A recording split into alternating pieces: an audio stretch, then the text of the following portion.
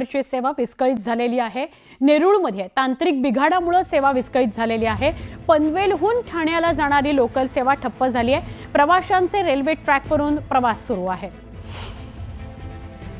महत्त्वाची बातमी आपण बघतोय, ट्रान्स हार्बरची सेवा विस्कळीत झाली आहे। नेरूळमध्ये तांत्रिक बिघाडामुळे सेवा विस्कळीत झाली आहे। आमचे प्रतिनिधी प्रमोद पाटील यांना विचारलं। प्रमोद, काय अधिक माहिती?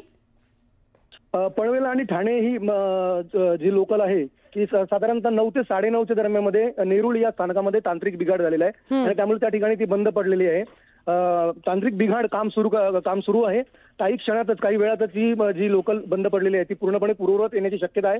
मात्र या ठिकाणी सकाळच्या सत्रामध्ये ज्यावेळी चाकरमानी बाहेर पडतात त्याच वेळेला अशा प्रकारचा बिघाड झाल्यामुळे प्रचंड मोठ्या प्रमाणामध्ये गर्दी रेल्वे स्थानकामध्ये दिसते। मात्र आपण आता संपर्क केल्यानुसार पुढच्या 15 ते 20 मिनिटांमध्ये ही लोकल सेवा सुरू होणार आहे।